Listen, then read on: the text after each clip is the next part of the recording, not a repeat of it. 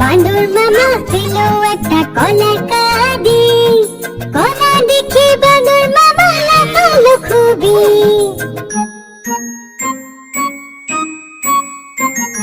তাড়াতাড়ি কলা ছড়ালো বাঁদর মামা রে, খোসা এদিকে ওদিকে, ওদিকে এদিকে সেদিকে ফেললো।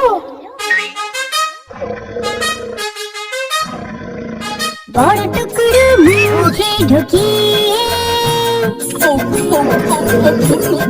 মুখ খুলে পুরো কলাচি বলো।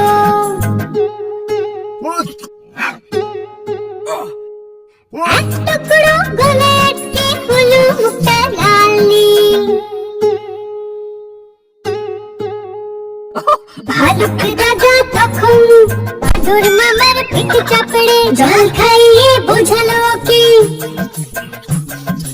মুখে খাবার কখনো বেশি নিও না, ছোট টুকরো নেবে, মুখ বন্ধ করে চিবোবে। মুখে খাবার কখনো বেশি নেবে না, ছোট টুকরো নেবে, মুখ বন্ধ করে চিবোবে।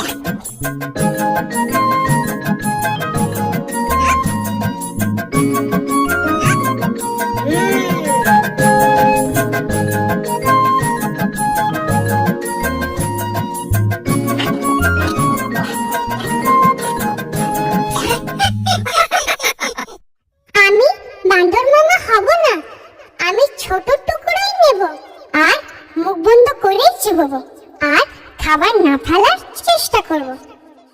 তোমরা তোমাদের খাবার কিভাবে খাও কমেন্টে লিখে আমাদের জানাও।